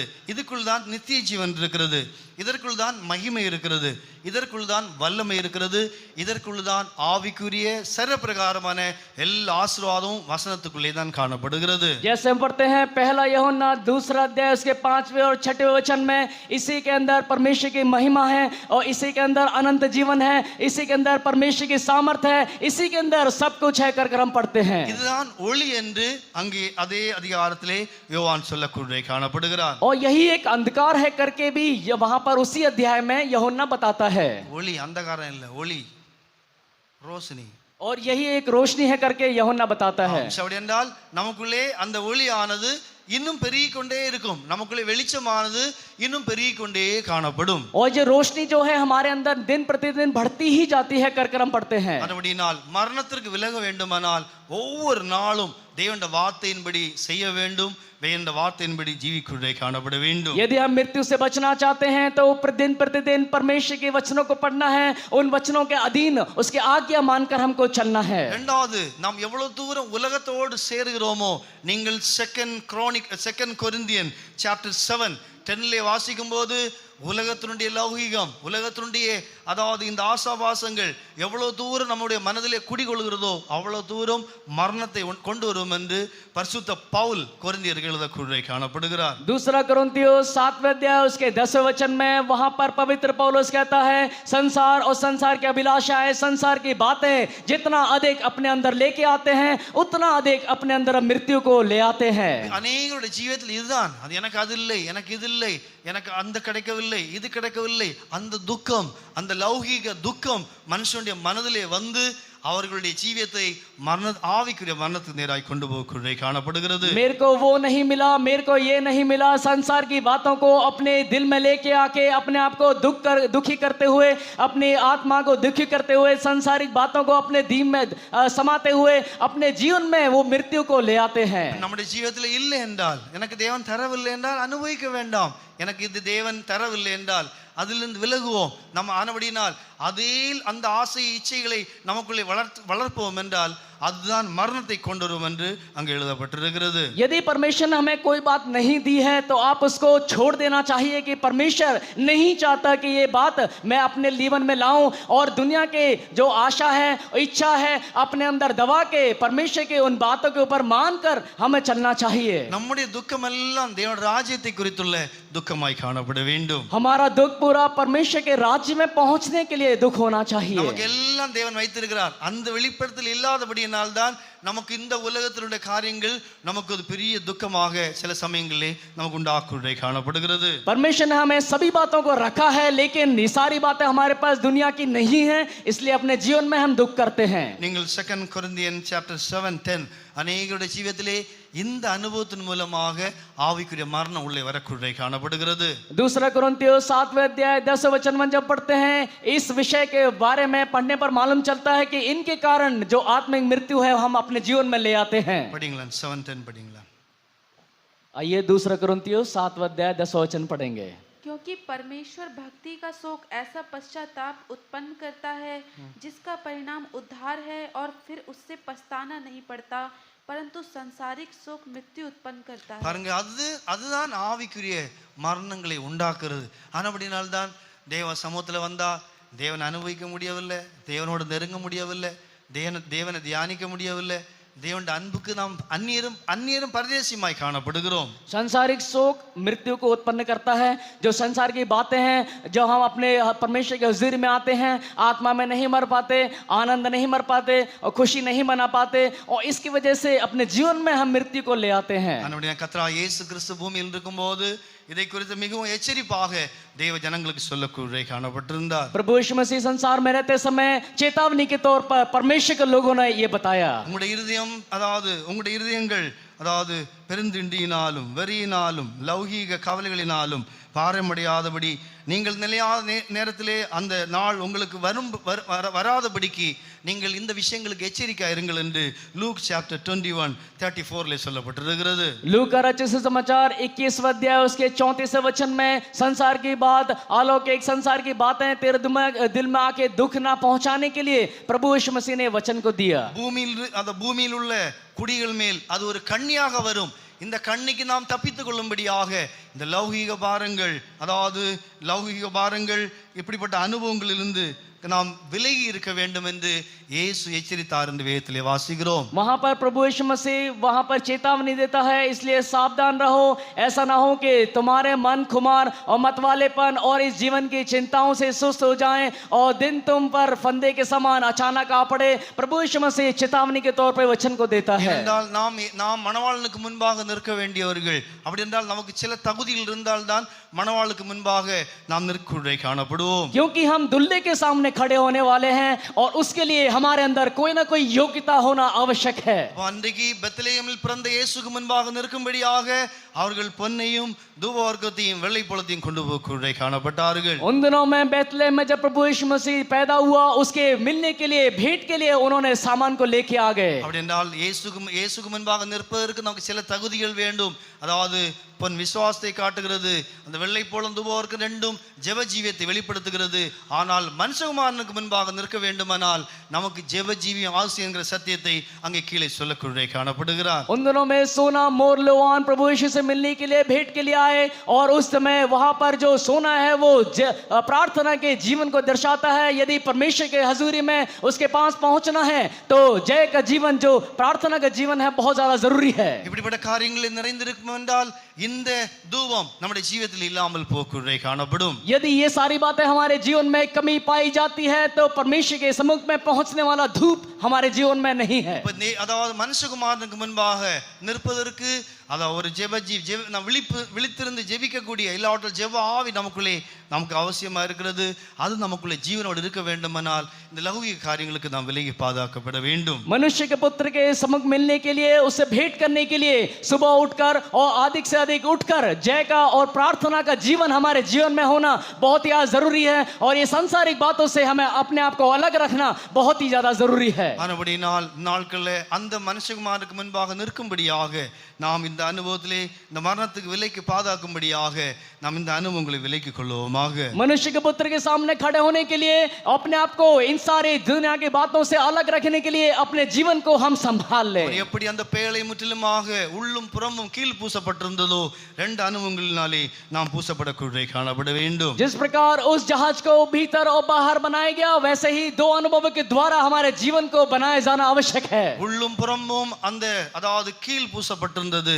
இந்த தண்ணீர் உள்ளே போகாதபடி, உள்ளே போய் உள்ள இருக்கிற மனுஷனை அழிக்காதபடிக்கு உள்ளும் புறமும் கீழ் பூசப்பட்டது போல நாம் தேவனுடைய கிருபையினால் தேவனுடைய இரத்தத்தினால் முற்றிலுமாய் மூடப்பட்டிருக்க வேண்டும். जहाज में पानी अंदर ना जाने के लिए, लोगों को नाश ना करने के लिए उन्होंने अंदर और बाहर उस चीज को लगाया. वैसे ही हमारे जीवनों में भी, हमारे जीवन रूपी जहाज में भी उस चीज को लगाना आवश्यक है. தேவனுடைய கிருபையினால் நாம் மூடப்பட்டிருக்க வேண்டும். परमेश्वर के अनुग्रह के जरिए हम ढापे जाने चाहिए. உள்ளும் தேவனுடைய கிருபை இருக்க வேண்டும், வெளியில் நம்முடைய தேவனுடைய கிருபை காணப்பட வேண்டும். हमारे अंदर भी परमेश्वर का अनुग्रह पाया जाना चाहिए, हमारे बाहर भी परमेश्वर का अनुग्रह पाया जाना चाहिए. தேவனுடைய கிருபையை நாம் அனுபவிக்க வேண்டுமானால் அவ்வளவு தூரம் நம்மளை நாம் வெறுமையாக்கும் போது அது உள்ளும் புறம்பும் அது கிருபையினால் நம்மளை மூடக்கூடிய காணப்படும். यदि हम परमेश्वर का अनुग्रह को पाना चाहते हैं तो हम अपने आप को पूरा पूरा खाली करना चाहिए.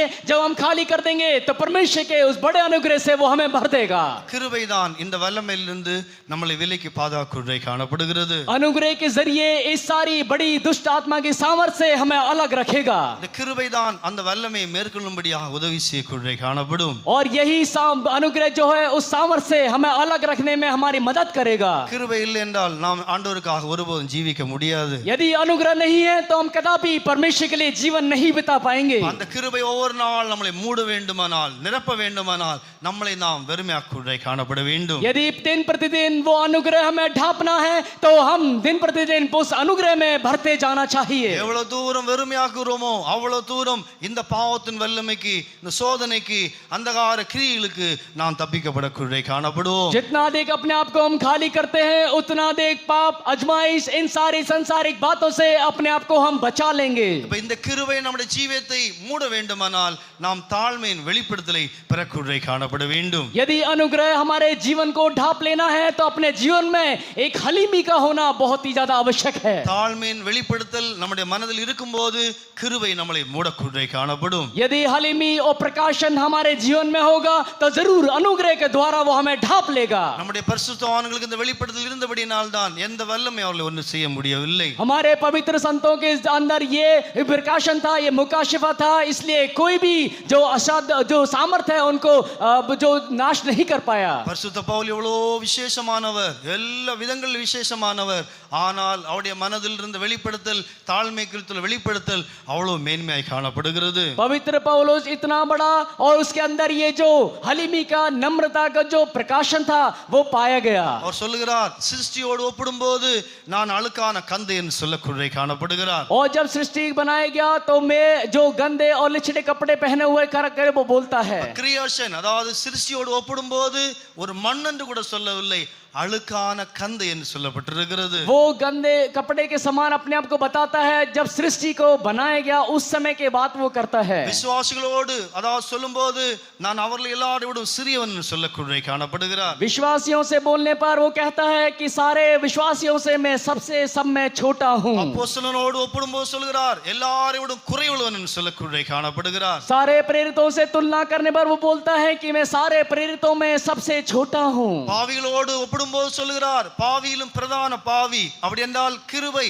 அந்த தாழ்மை நாவி அவனுக்குள் இருந்தபடியினால் முற்றிலுமான கிருபையினாலே அது மூடக்குள்ளே காணப்படுகிறது. पापियों के विषय में कहने पर वो कहता है कि मैं सबसे प्रधान पापी हूँ. वो हलीमी, वो नम्रता का स्वभाव उसके जीवन में पाया गया. ஆனபடியினால் தான் தேவனுடைய கிருபை அதிகமாய் அளவில்லாதபடி அனுபவிக்குள்ளே காணப்படுகிறார். इसलिए परमेश्वर के अनुग्रह को बिना माप से उसने अनुभव किया. நாம் உள்ளும் புறமும் தேவனுடைய கிருபையினால் மூடப்பட வேண்டுமானால் நாம் நம்மளை வெறுமையாக்குவோம், நம்மளை தாழ்த்துவோம், ஒன்றுமில்லை என்று நினைப்போம், தேவனுடைய கிருபை நம்மளை தேடி வரக்குள்ளே காணப்படும். यदि हम भी अंदर बाहर परमेश्वर के अनुग्रह को और भी अधिक महसूस करना है तो हम अपने आप को खाली करना है, कहना है हे परमेश्वर मैं कुछ भी नहीं हूँ. இரண்டாவது அந்த பேழை, அதாவது கீழ்நாள் மூடப்பட்டிருக்கிறது என்றால் கல்வாரின் இரத்தத்தினாலே நாம் உள்ளம் புறம்பும் மூடப்பட்டிருக்க வேண்டும். हम जो जहाज है अंदर उसके जरिए ढाका गया, इसका अर्थ यह है कि हम कलवारी के उस बहुमूल्य लहू के द्वारा ढांपे जाना आवश्यक है. இதுதான் நமக்குள்ளே பிசாசை ஜெயிக்கக்கூடிய பலன் தரக்குள்ளே காணப்படும். यही हमारे अंदर उस शैतान पर जय पाने के लिए हमें बल देगा. கல்வாரின் அறிவு, கல்வாரின் சிந்தனை நமக்குள்ளே குறையும் போது நமக்குள்ளே நாம் தோல்வி நமக்குள்ளே உண்டாக்குள்ளே காணப்படுகிறது. कलवारी का समझ, कलवारी का चिंता जब हमारे अंदर से कम हो जाता है तो हमारे जीवन में हम हार का सामना करते हैं. சிலுவை தான் ஜெயத்தின் அடையாளம், ஜெயத்தினுடைய அங்கே ஜெயத்தினுடைய இடமாய் காணப்படுகிறது. जो सलीब है वो जय का जगह है, वो जय को दर्शाता है. கல்வாரினால் நம்முடைய மனது, நம்முடைய எண்ணங்கள், சிந்தைகள் நிறையப்படும் போது நமக்குள்ளே ஜெயம் உண்டாக்குள்ளே காணப்படும். कलवारी के द्वारा जो हमारे सोच विचार, हमारा देखना, चाल चलन सब सही हो जाएगा तो हम कलवारी के उस महान प्रेम से भर जाएंगे. அடுத்ததாக 300 அப்படி என்றால் தேவனோடு நடப்போம், ஒவ்வொரு நாளும் தேவனோடு நடப்போமாக. 300 कहने का अर्थ है कि प्रतिदिन परमेश्वर के साथ चलते रहना. நாம் தேவனை விட்டு பிரிய வேண்டாம். தேவனுடைய ஆவியோடு சேர்ந்து, அந்த அன்போடு சேர்ந்து இந்த வனாந்தரத்திலே மார்பிலே சாய்ந்து அவரோடு நடப்போமாக.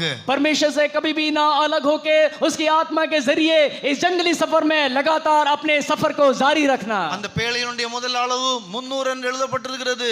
நாம் தேவனோடு கூட ஒவ்வொரு நாளும் ஏனோக்கை போல, எலியாவை போல, இல்லாவிட்டால் நோவாவை போல தேவனுடைய ஆவியின் மூலமாக அவரோடு நடக்குள்ளே காணப்பட வேண்டும். ओ जहाज का लंबाई 300, इसका अर्थ ये हुआ कि जिस प्रकार नूह चला, जिस प्रकार अनोक चला, निरंतर अपने परमेश्वर के साथ साथ अपने सफर को जारी रखना है. ஒவ்வொரு நாளும் அவரை விட்டு பிரியாதபடி அவருடைய ஆவியோடு சேர்ந்து நடப்போமாக. हर एक दिन परमेश्वर से कभी भी अलग ना होते हुए परमेश्वर की आत्मा के साथ निरंतर चलने का अनुभव. மனசாட்சியின் காலத்திலே வாழ்ந்த அந்த ஏனோக்கு தேவனோடு நடந்திருப்பார் என்றால் கிருபையின் காலத்திலே வாழ்கிற நாம் அதை விடவும் மிகவும் ஈஸியாக தேவனுடைய ஆவியின் மூலமாக நாம் நடக்கலாம் என்பதை விளங்கிக் கொள்ள வேண்டும். विवेक के दिनों में जीवन बिताने वाला अनोख यदि इस बहुमूल्य अनुभव को प्राप्त कर सकता है तो हम जो अनुग्रह के काल में जीवन बिता रहे हैं हम तो इस बात को बहुत ही आसानी से प्राप्त कर सकते हैं. நாம் தேவனோடு நடப்போம் என்றால் நம்முடைய பிரயாணம் நம்முடைய ஜீவியத்தில் வருகிற சோதனைகள், கஷ்டங்கள், போராட்டங்கள்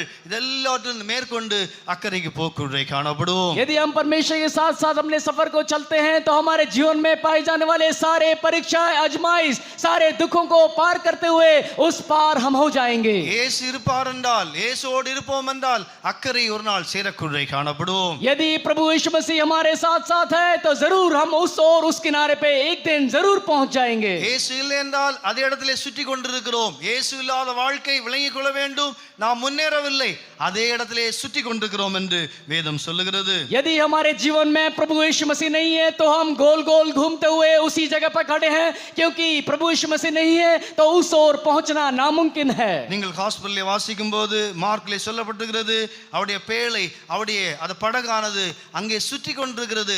இயேசு இல்லை என்றால் முன்னேற முடியாது, அதே இடத்திலே சுற்றி கொண்டு காணப்படுகிறோம். जिस प्रकार मरकुस में पढ़ते हैं वो झील में वो जो नाव है वो लगातार गोल गोल घूमती जा रही थी, क्योंकि उनके नाव में प्रभु यीशु मसीह सवार नहीं थे. அப்படி என்றால் அதே சோதனையிலிருந்து மேற்கொள்ள முடியாது, அதே சோதனையிலே அமிழ்ந்து போய் அதே சோதனையிலே நாம் அதை மேற்கொள்ள முடியாதபடி அதற்கு அடிமைப்பட்டு கிடக்குறை காணப்படும். क्योंकि हम उन आजमाइशों में जय नहीं पा पाते, हम उन आजमाइशों में फंसकर उसी में हम डूब जाते हैं. ஆனால் இயேசு ஏறின போது அங்கே அக்கறை போய் சேர்ந்தது என்று வேதம் சொல்லுகிறது. लेकिन जब प्रभु यीशु मसीह उस नाव में सवार हुआ तो तुरंत उस नाव को उस किनारे पे वो ले गए. நீங்கள் மார்க் சாப்டர் 4ல வாசிக்கும் போது அவர் ஏறின போது அக்கறையிலே போனது. ஆனபடினால இயேசு எப்போது நம்முடைய ஜீவியத்திலே நாம் அதாவது கன்ஃபார்ம் பண்ணிக்கொள்வோம், என் தேவன் என்னோடு இருக்கிறார் என்று எப்போதும் உறுதிப்படுத்திக் கொள்வோமாக. जिस प्रकार मरकुस 4थे अध्याय में देखते हैं वहां पर उस नाव में प्रभु यीशु मसीह चढ़े तो उस पार वो चले गए,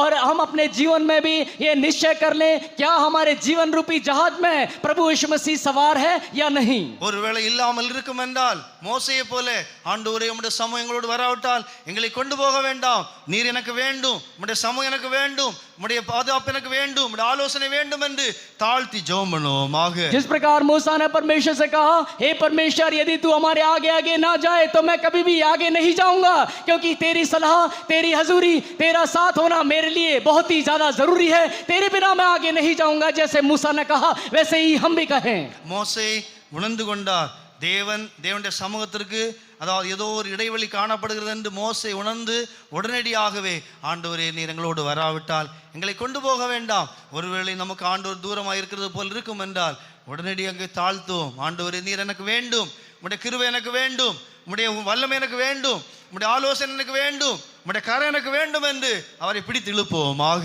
मूसा को उस दिन समझ में आ गया कि कोई ना कोई बात है कि परमेश्वर मुझसे अलग है, इसलिए वो अपने आप को नम्र करते हुए, हलीम करते हुए बोलता है हे परमेश्वर तेरा अनुग्रह मुझे चाहिए, तेरा सामर्थ मुझे चाहिए, हे परमेश्वर तेरा साथ और तेरी हजूरी मेरे को चाहिए करके वो मांगता है. இரண்டாவது 300 அதாவது தேவனுடைய சமூகத்தை அது வெளிப்படுத்தக்கூடிய காணப்படுகிறது. दूसरा 300 कहने पर परमेश्वर के हजूरी को वो दर्शाता है. தேவனுடைய சமூகத்துடைய விசேஷம் என்னவென்றால் நம்மளை மாற்றுகிறது. எப்படி யாக்கோபை அதாவது ஒரு யாக்கோபை இஸ்ரவேலாய் மாற்றினதோ அதே போல நம்முடைய ஜீவியத்தை மாற்றக்கூடிய இடம்தான் தேவ சமூகமாய் காணப்படுகிறது. परमेश्वर की हजूरी कहने पर हमें बदलने वाला स्थान, जिस प्रकार याकूब को बदल के उसको इस्राएल बदल दिया वैसे ही परमेश्वर हमें बदल देगा. எவ்வளவு பெரிய எத்தனா இருந்தாலும், எவ்வளவு பெரிய மோசமானவனா இருந்தாலும் ஆண்டவருடைய சமூகம் மாற்றக்கூடிய காணப்படும். कितना भी खराब मनुष्य क्यों ना हो, कितना भी बड़ा अपराधी क्यों ना हो, लेकिन परमेश्वर का सम्मुख उसको पूरी तरीके से बदल देगा. நீ ஒரு அசுத்தமா இருக்கலாம், உன்னை பரிசுத்தமாய் மாற்றக்கூடிய காணப்படும். आप अशुद्ध होंगे लेकिन परमेश्वर आपको शुद्ध बना देगा.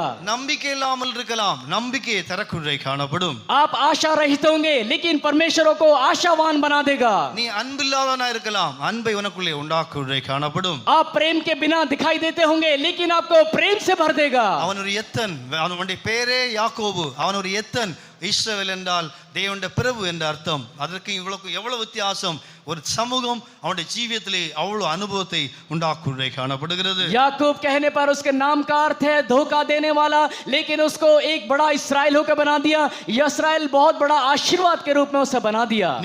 நீங்கள் ஜெனசிஸ் சாப்டர் 32 நீங்கள் 26 வாசிக்கும் போது தேவ சமூகத்திலே தேவ சமூகம் இருக்கும்போது ஒரு நாள் நாம் எல்லாருக்கும் புதுமையை போல மாறக்குள்ளே காணப்படுவோம். वहां पर हम पढ़ सकते हैं उत्पत्ति 32वां अध्याय उसके 26वें वचन में, यदि परमेश्वर का सम्मुख होगा तो जरूर हमको एक दिन वो बदल देगा. பாருங்க, அதுக்கு பிற்பாடு யாக்கோபுடைய ஜீவியம் விசேஷமாய் காணப்படுகிறது. आप देख सकते हैं उसके पहले याकूब का जीवन विशेष करके दिखाई नहीं दिया.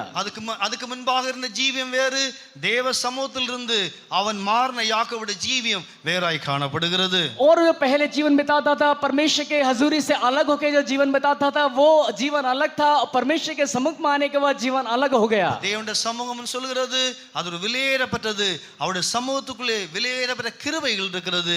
நாம் அவருடைய சமூகத்தை நமக்குள்ளே இருக்கும்போது அதே கிருபை நம்முடைய ஜீவியத்தை மாற்றும், நம்மளை ஒரு புதுமையானவர்களாக மாற்றக்கூடிய காணப்படும். यदि हम परमेश्वर के हजूरी में पाए जाते हैं तो परमेश्वर के हजूरी में बहुत सारी आशीषें और बहुत सारे विशेष अनुग्रह पाए जाता है. परमेश्वर के हजूरी में पाए जाने पर परमेश्वर हमको बदलकर हमको एक नया व्यक्ति होकर बदल देगा. மறுரூபம் அங்கேதான் காணப்படுகிறது. वहीं पर बदलाव दिखाई देता है நம்முடைய எல்லா மாற்றம் ரூபாந்தரம் அங்கேதான் காணப்படுகிறது. और वहीं पे सारा बदलाव और रूपांतरण वहीं दिखाई देता है. அதான் கர்த்தராகிய இயேசு கிறிஸ்து தம்முடைய சீசர்களுக்கு அதை செய்து காட்டக்கூடிய காணப்படுகிறார். प्रभु यीशु मसीह ने अपने चेलों को ये रूपांतरण जो कैसे होता है करके दिखाई दिया. நம்முடைய ஜீவியத்திலே மாற்றம் இல்லாமல் இருக்கிறோம் என்றால் அவருடைய சமூகத்திற்கு அவ்வளவு தூரமாய் காணப்படுகிறோம். यदि हमारे जीवन में कि बिना किसी बदलावट के हम दिखाई देते हैं तो आप जान ले हम किसी भी बदलावट के सम्मुख में बैठे हैं.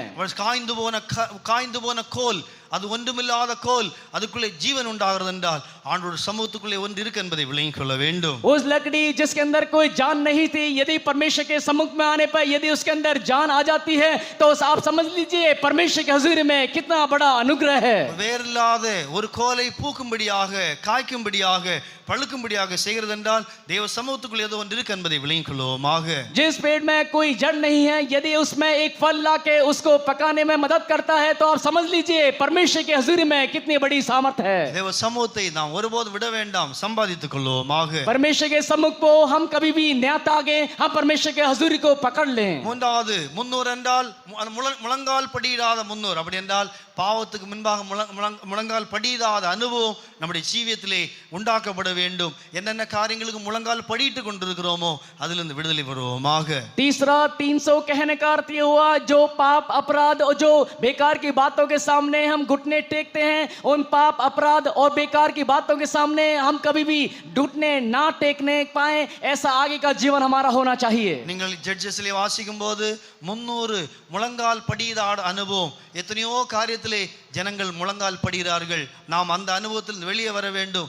உலகத்துக்கு முன்பாய், பாவத்துக்கு முன்பாய், அசுத்தத்துக்கு முன்பாக, அதாவது சிலங்க மொபைலுக்கு முன்பாக 24 மணி நேரம் முழங்கால் படியிடக்கூடிய காணப்படுகிறோம். जिस प्रकार हम न्यायों पढ़ते हैं उन दिनों में कई बातों के लिए उन लोगों ने घुटने टेका, इन दिनों में आज के लोगों में हम देखने पर संसार, उसके अंधकार, उसके पाप, और कई लोग तो मोबाइल के सामने घुटना टेकते हैं. தேவனுக்கு யார் வேண்டுமென்றால் தண்ணீருக்கு முன்பாக முழங்கால் படியிடாத 300. அப்ப எதை காட்டுகிறது என்றால் பரலோகத்தில் இருக்கிற தேவனுடைய யுத்தம் செய்யும்படியாக தேவன் தெரிந்து கொள்ள வேண்டுமானால் நாம் முழங்கால் படியிடாதவர்களாக, சிலவங்க பாவத்துக்கு முன்பாக, சிலவங்களுக்கு எப்பவும் கேம் இல்லாவிட்டால் ஏதோ எத்தனையோ காரியங்களுக்கு முன்பாக அதுதான் வாழ்க்கை, அதுன்றே அடிமையாக அதுக்கு முற்றிலுமாக சரண்டராய் ஜீவிக்குள்ளே காணப்படுகிறார்கள். लेकिन स्वर्ग का परमेश्वर वो अपने युद्ध को लड़ने के लिए किसको चुन लिया?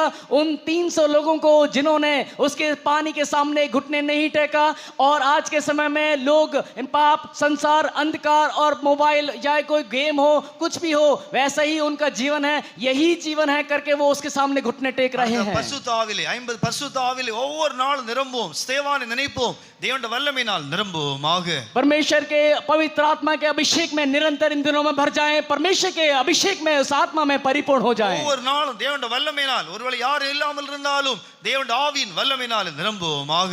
आपके आसपास कोई ना भी हो भी उससे कोई मतलब नहीं है, लेकिन आप परमेश्वर की आत्मा में निरंतर पवित्र आत्मा के अभिषेक में भर जाएं. ஸ்தேவான் அவ்வளவு வேதனையின் மத்தியிலே தேவனுடைய வல்லமையினாலே நிரம்பக்கூடை காணப்படுகிறான். सेवान इतने मुश्किल वक्त में परमेश्वर की जो बड़ी सामर्थ से भर गया. அன்பினால் நிரம்பும் போது எல்லாவற்றையும் மேற்கொள்ள முடியும் என்கிற சத்தியத்தை இதிலிருந்து விளங்கிக் கொள்ள வேண்டும். इसके जरिए हम समझ सकते हैं जब हम परमेश्वर के प्रेम से भर जाते हैं तो कोई भी बात क्यों ना हो उसके ऊपर हम जय पा सकते हैं. தேவனுடைய ஆவியினால் நிரம்பும் போது தேவனை அறிகிற அறிவு நமக்குள்ளே உண்டாக்குடை காணப்படும். जब हम परमेश्वर के पवित्र आत्मा का अभिषेक भरते हैं तो परमेश्वर कौन है उस समझ को हम समझ लेते हैं. தேவன் என்றால் ஒரு மிஸ்ட்ரி, ஒரு ரகசியம். தேவனை அறியும்படியாக பல வழிகள் வேதத்திலே சொல்லப்பட்டிருக்கிறது. ஆனபடியினால் தேவனை அறிகிறன்னு சொல்கிறது. இந்த ஆவியோடு சேரும்போது அவரை அறியும்படியாக அது தேவன் நமக்கு உதவி செய்யக்கூடை காணப்படும். परमेश्वर कहने पर एक बहुत बड़ा रहस्य है. यदि गुप्त में रहने वाले रहस्य में परमेश्वर को जानना है तो केवल आत्मा के जरिए हम जान सकते हैं. அன்றைக்கு அதாவது சாஸ்திரிகள் அந்த நட்சத்திரத்தின் மூலமாக இயேசு அறியக்கூடை காணப்பட்டார்கள். उन दिनों में उन शास्त्री लोगों ने उस बड़े तारे के मध्य जरिए उस रहस्य को जान लिया. அப்படினால் மேய்ப்பர்கள் அந்த வயல்வெளியிலே தங்கி இருந்தபடினால் தேவனை அறியக்கூடை காணப்பட்டார்கள். जो चरवाहे थे वो रास्ते में वहां पर बैठे विश्राम कर रहे थे. इसकी वजह से प्रभु यीशु मसीह कौन है वो जान पाए. சகேயு கீழே இறங்கினபடியினால் தேவனை அறியக்கூடை காணப்படுகிறான். जो जक्कई था वो पेड़ से नीचे उतरा इसलिए ही केवल प्रभु यीशु मसीह को जान पाया. தேவனை அறியும்படியாக வழி இருக்கிறது. தேவனுடைய ஆவி அதை சொல்லி தரக்கூடை காணப்படுவார். परमेश्वर को जानने के लिए एक रास्ता है. वो रास्ता आत्मा आपको बता के देगा. அதான் யோபிலே சொல்லப்பட்டிருக்கிறது. அவருடைய வழியை வேற யாரும் அறிய மாட்டார்கள், தேவனுடைய ஆவி அறிவார் என்று அங்கே சொல்லப்பட்டிருக்கிறது. जिस प्रकार हम आयु में पढ़ते हैं परमेश्वर के रास्ते को कोई नहीं जानता, केवल परमेश्वर की आत्मा को ही उसके रास्ते को जानती है. தேவனுடைய காரியம் அறிகிறதற்கு நீங்கள் ஜோப் சாப்டர் 28 வாசிக்கும். தேவனுடைய ஆவியோடு சேரும்போது தேவன் நமக்கு தேவனை குறித்து சொல்லக்கூடை காணப்படுவார். अय्यूब 38 अध्याय में पढ़ते हैं यदि परमेश्वर के बारे में जानना है तो परमेश्वर की आत्मा से हम एक हो जाना है. அது மாத்திரமல்ல, தேவனுடைய ஐக்கியத்தோடு பரிசுத்தவான்கள் ஐக்கியத்தோடு வளருவோமாக. वही केवल नहीं, परमेश्वर की संगति में और प्रेरितों की संगति में हमें आगे की ओर जाना है. இந்த பேழை நாம் கட்டும்போது பெரிய ஆபத்துக்கு நாம் விலகி பாதுகாக்கப்படக்கூடை காணப்படுகிறோம். जब हम इस जहाज को बना लेते हैं एक बहुत बड़े आफत मुसीबत से हम बच जाते हैं. ஆபத்து பல விதங்களிலே வரும். ஆனால் இதை உடைப்பதற்கு தேவன் ஒருபோது அனுமதிக்க மாட்டார். இது தேவனுடைய ஆலோசனை. தேவன் கட்டளையிட்டபடினால் செய்வோம் என்றால் தேவன் நம்மளை பாதுகாக்கூடை காணப்படும். कई रास्ते से आफत मुसीबत आपके सामने आएगा, लेकिन परमेश्वर ने आपको वाचा बांधा है, इसलिए कोई भी बात आपको नुकसान नहीं पहुंचाएगा. தேவனுடைய அளவை தாண்டி எந்த வல்லமையும் தொடுவதற்கு, நம்முடைய ஆத்மாவை தொடுவதற்கு எந்த வல்லமைக்கு அதிகாரம் இல்லை என்பதை அறிய வேண்டும். परमेश्वर के नापतोल को लांघ के कोई भी अंधकार की सामर्थ आपको छूने के लिए परमेश्वर ने अधिकार नहीं दिया. இதன்படி கட்டும்போது வானத்தின் மதுகளோ இல்லாவிட்டால் பூமியின் ஊற்றுக்கண்களோ இல்லாவிட்டால் எதுவா இருந்தாலும் அழிக்க முடியாது. எவ்வளவு பெரிய வல்லமையா இருந்தாலும் அழிக்க முடியாது என்கிற சத்தியத்தை தெளிவாய் சொல்லப்பட்டிருக்கிறது. यदि हम अपने जहाज को इस प्रकार बनाएंगे तो भूमि की कोई भी अंधकार की सामर्थ क्यों ना हो, कोई भी आपके जहाज को नाश नहीं कर पाएगा. इस सच्चाई को इसके माध्यम से हम समझ सकते हैं. கண்களை மூடுவோமாக. आइए हम अपनी आंखों को बंद करें. இந்த அனுபவம் இல்லை என்றால் இன்றைக்கு ஒரு தீர்மானம் எடுப்போம். ஆண்டவரே, நான் நோவாவை போல ஒரு பேழையை நான் கட்ட போகிறேன், ஆவிக்குரிய பேழையை கட்ட போகிறேன் என்று தீர்மானம் எடுப்போமாக. यदि आपके जीवन में यह अनुभव नहीं है तो आप नूह की तरह एक इरादा ले. हे परमेश्वर, नूह की तरह मैं अपने आत्मिक जहाज को बनाने जा रहा हूं. हे परमेश्वर, तू मेरी मदद कर करके इरादा ले. எல்லாம் தேவன் தரக்கூடை காணப்படுவார். सब कुछ परमेश्वर आपको देगा. அவர்தான் அளவை தந்தார் என்றால் எல்லாம் தருவார் என்பதை விளங்கிக் கொள்ள வேண்டும். उसी ने उस जहाज को बनाने के लिए नाप तौल दिया, तो इसलिए परमेश्वर ही आपके लिए सब कुछ करेगा. கிருபையும் வல்லமையும் தேவன் தரக்கூடை காணப்படுவார். सारा अनुग्रह और सारा सामर्थ परमेश्वर आपके ऊपर देगा. கர்த்தர் தாமே நம்மளை ஆசீர்வதிப்பாராக. परमेश्वर स्वयं हमें आशीष करने दे. ये जीवन का सफर है प्रतिदिन आंधी लहर